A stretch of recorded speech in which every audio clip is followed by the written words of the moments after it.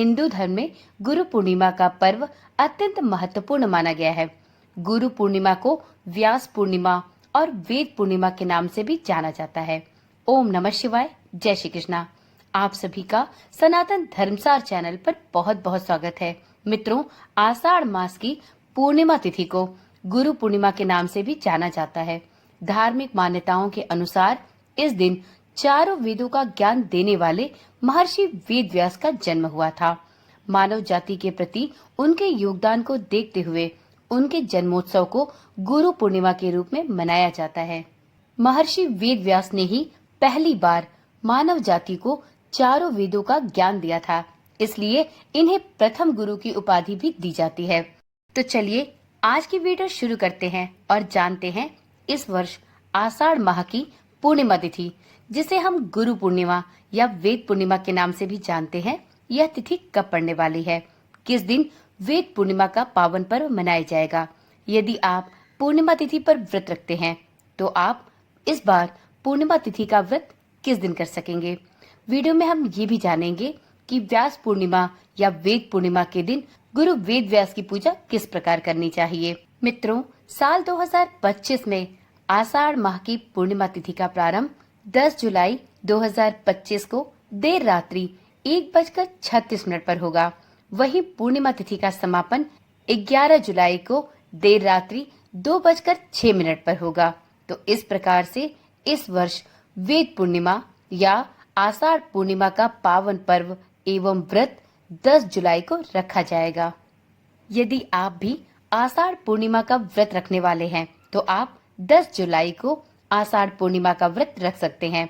पूर्णिमा तिथि पर वैसे तो भगवान विष्णु और चंद्रदेव की पूजा आराधना की जाती है, परंतु इस आषाढ़ पूर्णिमा पर वेद पूर्णिमा या व्यास पूर्णिमा पड़ने पर आप अपने इष्ट गुरु के लिए व्रत और पूजा कर सकते हैं। गुरु पूर्णिमा को हमारे भारतीय सभ्यता में विशेष स्थान प्राप्त है।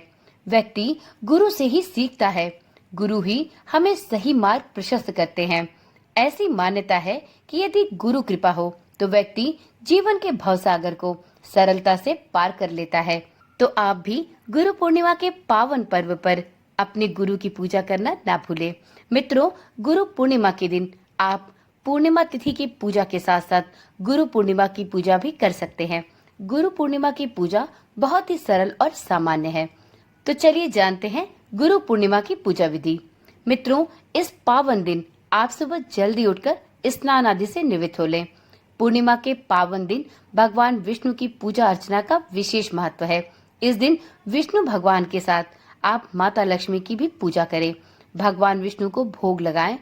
गुरु पूर्णिमा के दिन आप महर्षि वेद व्यास जी की पूजा अर्चना भी अवश्य करें।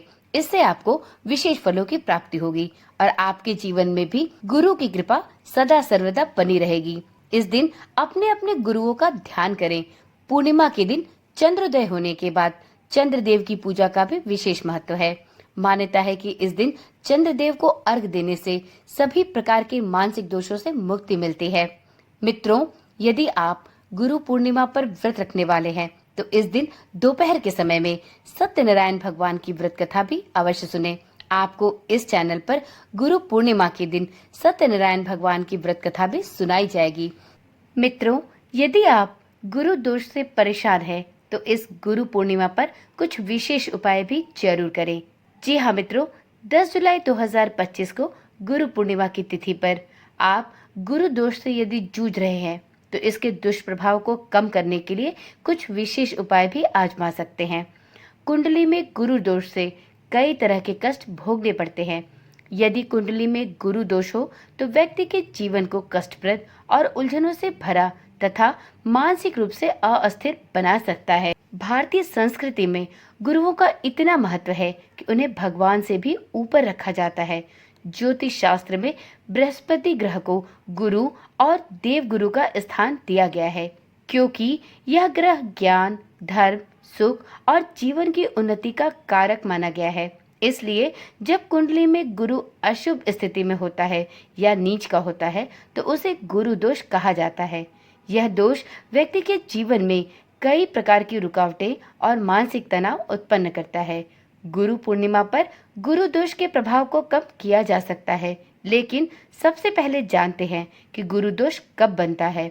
मित्रों, गुरु दोष कुंडली में तब बनता है जब गुरु नीच राशि अर्थात मकर राशि में स्थित हो, या गुरु शत्रु ग्रहों अर्थात शनि, राहु या केतु के साथ या दृष्टि में हो, या गुरु छठे, आठवें या 12वें भाव में हो, अथवा गुरु पर पाप ग्रहों की दृष्टि हो, या गुरु वक्री हो और शुभ दृष्टि से वंचित हो, या फिर गुरु की महादशा या अंतरदशा में कष्ट हो। तो इस प्रकार से यह कुछ प्रमुख कारण है जिससे व्यक्ति गुरु दोष से प्रभावित होता है। गुरु दोष से प्रभावित जातक को विवाह में विलंब या बाधा हो सकती है, संतान सुख में समस्या आ सकती है, शिक्षा अथवा करियर में रुकावट हो सकती है, आध्यात्मिक विकास में भी रुकावट होती है, झूठे आरोप या मान सम्मान में हानि हो सकती है। इसके अतिरिक्त पैतृक संपत्ति से वंचित रहना, मानसिक अस्थिरता और गलत निर्णय से भी जूझना पड़ सकता है। तो ऐसे व्यक्ति जो गुरु दोष से प्रभावित हो, उन्हें गुरु पूर्णिमा के दिन गुरु दोष से बचने के कुछ विशेष और सरल उपाय अवश्य करने चाहिए। मित्रों, गुरु दोष से बचने के लिए आप गुरु पूर्णिमा पर व्रत रखें, पीले वस्त्र धारण करें और व्रती आचरण करें।